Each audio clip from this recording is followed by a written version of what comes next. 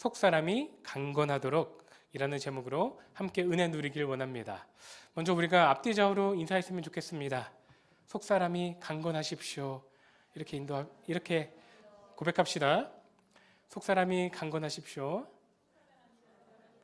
네, 말하시는 분만 강건하실 겁니다. 네, 네, 좋습니다. 여러분은 강건하십니까? 또 강건함을 위해 기도하고 계십니까? 우리 강건하다는 것은 단순히 몸과 영혼이 생각이 건강하다는 것을 뛰어넘어 오늘의 본문은 하나님이 주시는 강건함을 이야기하고 있습니다.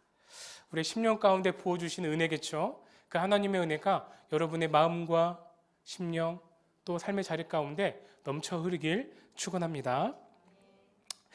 여러분들에게 먼저 질문할게요. 여러분들은 간절히 기도를 해보신 적 있으십니까? 언제 간절히 기도해 보셨습니까? 없으신가요? 네, 표정이 언제 했지? 라고 이렇게 그러신 것 같습니다. 우리는요, 우리에게 큰일이나 특별한 일, 급한 일이 생기면 간절하게 하나님께 나아옵니다. 누가 기도하라고 이야기하지 않았음에도 불구하고 특별 혼자서 100일 새벽 기도회를 할 때가 있고요. 제가 수능 때 그랬습니다. 또 금식 기도를 하기도 합니다. 누가 하라고도 안 했는데 마음에 동하여 스스로 특별하게 간절하게 기도하는 것이죠. 한때 인터넷상에서 이러한 기도의 이미지가 유행했을 때가 있습니다. 하나 넘겨주시겠습니까? 어떤 아이가 기도를 하고 있습니다. 어떻게 기도하고 있나요? 간절하게 기도하고 있죠. 주님 이렇게 기도하는 것 같습니다. 또 이 사진이 유행했을 때가 있습니다. 넘겨주세요. 동물들도 이렇게 기도하는 것 같아요. 동물의 마음은 알 수 없지만 그러니까 의인화되어 사람이 생각하는 거죠. 기도하는 것 같다. 이 사진이 너무나 유명해져서 일러스트도 이렇게 나왔습니다. 넘겨주세요. 네, 그래서 카톡으로 기도할 때 우리가 기도해야 될 때 막 이 사진을 올리면서 함께 기도합시다. 간절하게 기도합시다. 라고 이야기했던 것이 기억납니다. 다시 한번 질문해 볼까요? 여러분은 무엇을 위해 간절히 기도해 보셨습니까? 한번 생각해 봅시다. 제가 설교를 준비하면서 제가 언제 간절하게 기도했나 저희 학생 때를 생각해 보니까 제가 어렸을 때 여자친구와의 관계를 위해 제 아내가 들으면 안 되는데 간절히 기도했던 것이 생각납니다. 여자친구와의 관계를 통해 하나님이 기뻐 받아주실까? 이 관계가 맞는 것인가를 위해 기도했던 것 같아요. 그런데 하나님이 대답해 주시진 않았습니다. 네. 또 생각해 보면 제 아이가 태어났을 때 저희 다혜리가 처음 태어났을 때 호흡이 안 잡혀서 몇 시간 동안 이렇게 부스암에 있었었는데 그때 간절하게 기도했던 것 같습니다. 우리는요 급박한 상황만이 아니라 중요한 일이 생겼을 때 간절히 기도합니다. 내가 무엇인가 간절히 기도하고 있다면 반대로 이야기한다면 나의 마음에 간절히 기도하는 것이 그것이 가장 내 마음에 중요한 것인 것 같습니다. 하은이는 어떤 것을 기도합니까? 네, 우리 친구들은 어떠한 것을 간절히 기도하고 있습니까? 공부겠죠. 최근에 수능을 본 어떤 친구를 만났는데요. 막 손이 벌벌 떨린다고 하더라고요. 밤에 잠이 안 온다고 합니다. 그 친구에게는 그 수능의 점수가 간절한 것입니다. 그런데 오늘의 본문의 말씀을 보니까 바울이 간절히 기도하고 있습니다. 무엇을 위해 간절히 기도할까요? 14절, 15절 함께 읽도록 하겠습니다. 준비 시작. 이러므로 내가 하늘과 땅에 있는 각 족속에게 이름을 주신 아버지 앞에 무릎을 꿇고 비노니 아멘. 바울이 간절히 기도함을 이렇게 표현합니다. 하늘과 땅에 있는 모든 각 족속에게 이름을 주신 아버지께 기도한다. 하나님을 그냥 하나님이라고 부르지 않고요. 각 땅에 있는 모든 족속에게 이름을 주신 하나님. 그러니까 우리 세상 만사의 아버지 되신 그분께서 이렇게 존칭으로 하며 바울은 기도하고 있는 것입니다. 우리에게 이름을 주었다라는 표현은요, 관심을 가졌다라는 말입니다. 관심의 대상을 의미하는 것입니다. 하나님의 관심의 대상이 바울, 즉 지금 기도하는 관심의 대상과 동일하게 기도한다는 것입니다. 우리가 창세기를 생각해 봅시다. 하나님은 아담에게, 동식물에게 무엇을 정해주라 말씀하셨습니까? 이름, 네임을 정해주라 말씀하셨습니다. 이름은요, 각 존재성을 의미합니다. 그러므로 이름을 중요시 짓는 것이죠. 성경의 인물을 보면 그 야곱이든지 에서이든지 하나님이든지 여호수아이든지 그 이름대로 인생을 살아가는 것을 알 수 있습니다. 우리가 꽃집을 지나다가 많은 꽃들을 바라보죠. 그렇죠. 식물들을 보게 됩니다. 그러다가 어떤 작은 묘목을 사서 우리가 이름을 붙여 키운다고 생각해 보십시오. 이름을 붙이고 키우게 되면 어느 순간 그 나무는요, 뒷산에 있는 다른 풀들과 나무와는 다른 존재가 됩니다. 특별하게 나와 관련된 존재, 나의 관심을 받는 존재가 되는 것이죠. 특별하게 이름을 가진 나와 친밀한 관계가 되는 것입니다. 바울은요, 오늘 이렇게 하나님이 주목하시는 것을 내가 간절히 기도한다 말하고 있습니다. 또 방금 읽었던 것처럼 또 어떻게 기도하고 있습니까? 무릎을 꿇고 기도하고 있습니다. 무릎을 꿇고 빈다 말합니다. 무릎을 꿇는다는 것은 복종한다, 간절히 나아간다, 겸손히 구한다는 것이죠. 마태복음 26장에 예수님께서 겟세마네 기도에서 하나님께 기도하실 때도 이렇게 표현합니다. 얼굴을 땅에 대시고 엎드려 기도했다. 아니, 바울은요, 에베소 교회에 무엇을 위해 이렇게 간절히 기도하는 것일까요? 오늘 이 기도의 제목을 통해 우리의 각 심령 가운데, 각 마음 가운데서도 동일한 은혜가 주어질 줄 믿습니다. 바울이 기도하는 것들, 그 진실하게 나아가는 기도의 제목이 우리 또한 동일한 기도의 제목이 되었으면 좋겠습니다. 이제 본론으로 들어갈까요? 오늘 본문 바울이 간절히 기도하는 것은 바로 이것입니다. 함께 읽어보도록 하겠습니다. 준비 시작. 속사람이 강건하도록 기도하고 있습니다. 속사람이 강건하도록 기도하고 있는 것입니다. 에베소 교인들이 속사람이 강건하도록 하나님의 관심의 대상인 그들, 무릎을 꿇고 엎드려 간절히 기도하는 것입니다. 16절 같이 읽어보도록 하겠습니다. 준비 시작. 그의 영광의 풍성함을 따라 그의 성령으로 말미암아 너희 속사람을 능력으로 강건하게 하시오며. 아멘. 생각해 봅시다. 속사람이 강건하다는 것은 무엇일까요? 어떤 것일까요? 대장내시경을 했는데 용종이 하나도 없고 깔끔하다는 것이 강건하다는 것일까요? 아니죠. 우리는 먼저 속사람에 대해 먼저 알아보아야 합니다. 결론부터 말씀드리면 속사람은요, 예수 그리스도 안에서 죄사함을 받아 새롭게 창조된 거듭난 우리를 이야기하고 있습니다. 그리스도인으로서 하나님의 마음과 뜻을 따라 행하는 우리의 속에 있는 내적인 상태를 이야기하고 있는 것입니다. 저희 졸리니까 함께 속사람에 대해 함께 읽어볼까요? 준비 시작.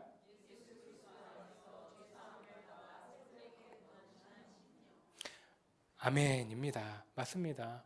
더 사전적 의미로 찾아본다면 톤 에소 안스로폰, 헬라어로 본다면 안에 있는 사람, 말 그대로 우리 안에 있는 새로운 사람을 의미하고 있습니다. 성경적인 용어, 신앙적인 용어는 심령이라고 이야기하죠. 성령의 역사하심 가운데 우리가 반응하고 사람의 영적인 내면으로 성장하는 것을 바로 이 안에 있는 속사람이라 말하고 있습니다. 이렇게 에베소의 안에 있는 심령을 위해 바울은 무릎 꿇고 진중하게 기도하고 있는 것입니다. 아니, 무엇이길래 이렇게 간절히 기도할까요? 생각해 보면 속사람이 있다는 것은 반대로 어떤 사람이 있다고요? 겉사람. 겉사람이 있다는 것입니다. 겉사람은 우리가 겉으로 보이는 우리의 외면을 이야기하는 것이죠. 바나나로 치자면 바나나 껍질은 무엇입니까?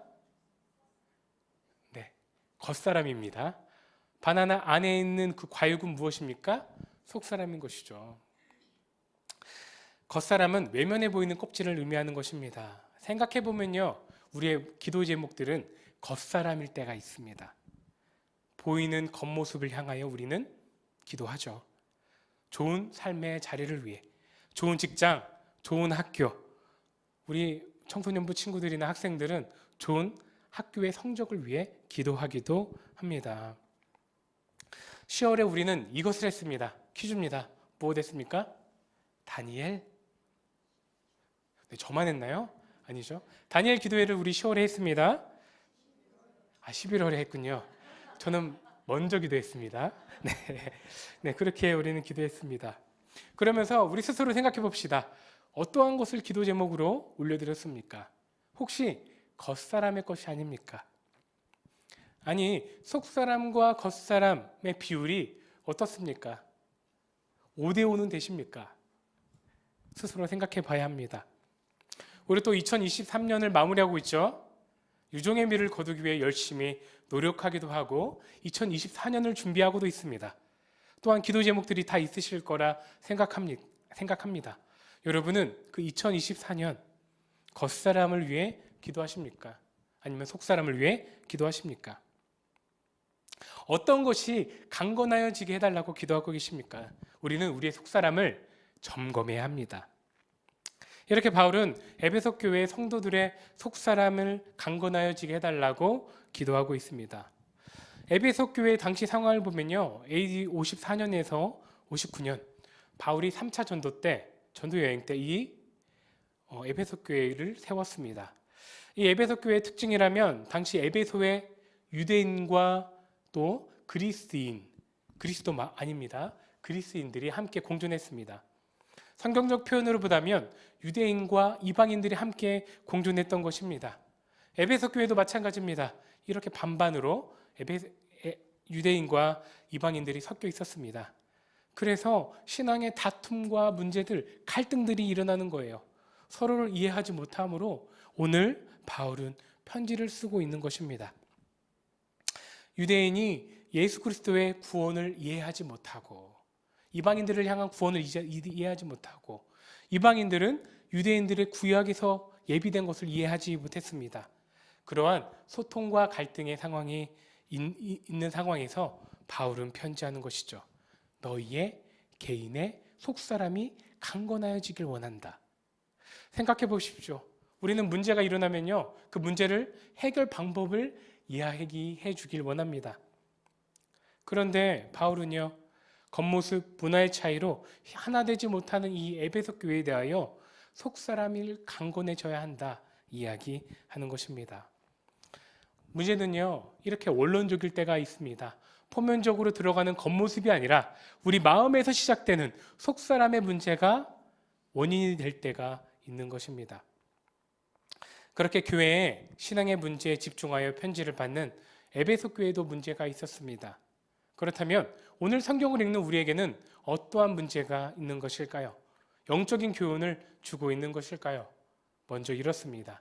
함께 읽어보도록 하겠습니다. 준비 시작. 문제는 속사람의 관심이 없다는 것입니다. 다시 한번 읽어보겠습니다. 준비 시작. 문제는 속사람의 관심이 없다는 것입니다. 우리는요, 우리에게 문제가 찾아왔을 때 우리 처해진 상황과 그 커다란 막혀져 있는 것들만 집중할 때가 있습니다. 그러므로 우리의 속사람에 대한 문제를 이해하지 못하고 생각하지 못할 때가 있는 것입니다. 우리의 자녀들에 대해서도 마찬가지죠. 자녀의 겉모습만을 바라보고 기도할 때가 있습니다. 성적과 학업에 대한 관심만 있을 때가 있고요. 우리의 속사람, 영적인 상태에 관심이 비교적 적은 것이죠. 그렇게 세상의 기준에 밀려버린 것이 우리의 속사람입니다. 최근에 저는 이 속사람에 대해서 깨달으면서 또 자녀 양육에 대해 굉장히 놀랐을 때가 있습니다.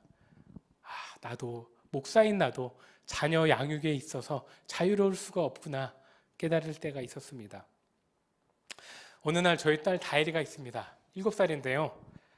다혜리가 친구들과 그 어딘가의 모임에서 수학 테스트를 봤던 것 같습니다. 수학 연산이겠죠. 어려운 것도 아니라 더하기 빼기와 같은 것일 것입니다. 그런데 다혜리가 저한테 와서 당당하게 이야기하는 거예요. 아빠, 나 수학 시험을 봤는데 몇 점 맞았다고 했을까요? 100점일까요? 100점이면 제가 얘기를 안 했을 것 같습니다. 근데 저한테 80점 맞았다고 이야기하는 거예요. 그래서 우리 학생들 80점인데 우와 이렇게 하네요. 그래서 80점 맞았다고 이야기하면서 너무나 당당하게 이야기하는 거예요. 눈이 반짝이면서 그 눈을 보면서 의도를 파악했습니다. 칭찬해 달라는 거죠. 아빠, 나 처음으로 수학 시험 봤는데 80점 맞았어. 그런데 저는 그 80점 맞았다는 소리를 듣자마자 그 자랑하는 다혜리에게 저도 모르게 순간적으로 이렇게 이야기했습니다. 다혜라, 너 20점은 왜 틀렸어? 저도 모르게 그 7살짜리에게. 그리고 그 다음 질문은 무엇을 얘기했을까요? 맞습니다. 너 친구들은 몇 점 맞았어? 저도 모르게 그 7살짜리한테 이야기하더라고요. 그리고 굉장히 놀랐습니다. 그리고 순간적으로 제가 잘못했다는 것을 깨달았어요. 그리고 바로 회개했습니다. 그리고 다혜리한테는 야, 너 참 잘했다. 야, 80점 잘했다. 근데 친구들은 몇 점 맞았니? 네. 이렇게 웃으시지만 저는 굉장한 충격이었습니다. 나도 이 세상의 경쟁 사회에 우리 내 자녀를 내가 말씀으로 키워야 된다라고 이 설교하고 강단에 올라온 입장에서 이 경쟁 사회에 빠뜨리면서 나도 그 속에 동화되어 있구나. 내가 하나님보다 순간적으로 이 경쟁의 수학 능력 시험에 그 얽매여 있구나라고 깨달으면서 하나님께 회개했습니다. 다혜리의 그 7살짜리 학업이 무엇라고 이 문화와 방법 또한 방법보다 신앙을 전해주는 아빠가 되어야 되는데 내가 청소년부 친구들한테 설교를 그렇게 하고 있는데 나 또한 이러한 딜레마가 있구나라고 생각했습니다. 바울이 에베소 교회를 향하여 이렇게 부모의 마음으로 기도했던 것 같아요. 그 문제에 집중하지 말고 그 속사람 하나님의 충만한 그 강권하심을 받으라고 기도했던 것 같습니다. 자, 다시 한번 질문합니다. 여러분은 어떻습니까? 여러분의 속사람은 어떻습니까? 자녀가 80점이 아니라 40점을 맞았다고 해도 그 자녀한테 그래 괜찮아. 너는 하나님의 자녀야. 하나님이 너의 속사람을 강건하게 일으켜 주실 거야. 라고 이야기하며 위로하며 그의 영적인 상태를 점검하고 계십니까? 그래서 우리는 스스로 속사람을 체크해 봐야 합니다. 제가 성도님들을 만나면 제일 잘하는 질문이 있습니다. 한 주 영육간에 강건하셨습니까? 이렇게 질문하죠. 우리 앞뒤적으로 질문해 볼까요? 한 주 영육간에 강건하셨습니까? 제가 이렇게 질문하면서 사실 대답을 듣기도 원하지만 그 성도님의 표정을 보면 한 주 어떠셨는지 느껴집니다. 네, 강건했습니다. 라고 얘기하신 분도 계시고요. 네, 그랬습니다. 라고 이렇게 얘기하시는 분들도 계시고요. 또 그러면서 대화를 이어가는 것이죠. 우리 스스로 한번 생각해 봐야 됩니다. 나의 영적인 속사람은 이렇게 홀쭉히 배고파하고 있는 것인가? 하나님의 임재로 충만하여서 나의 속사람이 저보다 더 배가 두둑하고 등치도 있고 굶지 않고 있는 것인가? 스스로를 되돌아봐야 합니다. 그렇다면 이제 문제입니다. 바울은 관심을 두고 이렇게 기도했죠. 속사람이 강건하여져라. 그렇다면 우리는 어떻게 속사람이 강건하여질 수 있을까요? 중요한 결론이죠. 함께 16절과 17절 읽어보도록 하겠습니다. 시작. 그의 영광의 풍성함을 따라 그의 성령으로 말미암아. 뭐라고 이야기합니까? 영광의 풍성함을 따라. 하나님 안에 있는 그 풍성함을 따라 결론적으로 성령으로 임재하여질 때 우리 안에 강건함이 채워진다는 것이죠. 17절입니다. 같이 읽겠습니다. 시작. 믿음으로 말미암아 그리스도께서 너희 마음에 계시게 하시옵고 너희가 사랑 가운데서 뿌리가 박히고 터가 굳어져서 그 성령이 우리 가운데 임하니까 무엇이 느껴집니까? 그리스도의 마음. 나를 향한 삶에서 이루어가 주시는 하나님의 마음이 속속들이 느껴지는 것입니다. 그 하나님의 마음이 사랑으로 임하여 뿌리가 박히는 나의 묘목이 되는 것이죠. 이렇게 성경은 말합니다. 속사람은 성령의 능력으로 강건하여진다. 함께 한번 마음 스스로 다짐하며 읽어보도록 하겠습니다. 준비 시작. 맞습니다. 아멘입니다. 세상의 기준으로 우리 속사람이 강건해지는 것이 아닙니다. 어떠한 힐링의 마음, 여행을 통하여 어떠한 특별한 활동이 아니라 성령의 충만하여 주심이 우리 가운데 임할 때 우리의 속사람은 강건하여지는 것입니다. 인생을 살아가는 성도의 내면에 성령의 임재가 있어야 된다는 것입니다. 성령님을 의지함으로 그분의 능력이 내 안에 일하게 되는 것입니다. 그때 우리는 강건하여지는 것입니다. 예수님을 구주로 고백하여 하나님의 자녀가 되는 것은 당연한 것입니다. 그것만을 목표로 살아가면 안 됩니다. 우리의 인생의 목표는 하나님의 충만한 임재입니다. 그분의 임재가 임할 때 속사람이 강건하여져서 하나님의 창조적인 능력이 우리 안에 일어나는 것이죠. 세상 만물을 만드신 그 하나님의 그 놀라운 능력이 우리 가운데 나의 내면을 변화시키고 우리의 관점을 변화시키고 우리의 삶과 자녀를 변화시키는 하나님의 능력이 우리 가운데 임하여 주시는 것입니다. 죽은 자를 살리시고 연약한 자를 채워주신 하나님의 능력이 우리의 속사람을 강건하여 인도하여 주실 줄 믿습니다. 17절 함께 다시 한번 읽어볼까요? 믿음으로 말미암아 그리스도께서 너희 마음에 계시게 하시옵고 너희가 사랑 가운데서 뿌리가 박히고 터가 굳어져서. 말씀을 연결해 보면 우리 안에 성령의 임재가 충만해지면 하나님의 마음을 누리게 됩니다. 그러므로 우리의 삶의 자리에 어떠한 뿌리가 박히게 되나요? 하나님의 사랑이. 내가 아침에 일어나서 삶을 살아가고 만나고 영위해가는 모든 것들 가운데 하나님의 사랑이 뿌리로서 느껴지는 것이죠. 그리스도의 마음이 우리 가운데 계심으로 사랑이 일어나는 것입니다. 말씀을 정리합니다. 그러므로 우리는 다시 원론적으로 돌아와 고민해 봐야 합니다. 우리의 신앙에 흔들림이 있다면 우리는 그 문제에 정착하는 것이 아닙니다. 나의 마음 가운데 어떠한 뿌리가 있는가? 하나님의 임재가 있는가? 하나님의 마음이 있는가? 그 하나님의 사랑에 대한 뿌리가 있는가 확인하고요. 없다면 하나님께 기도해야 됩니다. 겉모습을 구하는 것이 아닙니다. 속사람, 성령의 충만한 임재를 원한다고. 하나님, 나의 삶의 자리 가운데, 우리 자녀들 가운데, 나의 생각과 마음과 시선 가운데 하나님 성령의 임재를 허락하여 달라고 마음을 목 놓아 부르짖어 기도하고 나아가야 합니다. 그렇게 기도하며 나아가길 원합니다. 하나님, 속사람이 강건케 인도하여 주시옵소서. 속사람을 강건케 인도하여 달라고 우리가 먼저 찬양하고 기도의 자리로 나아가도록 하겠습니다.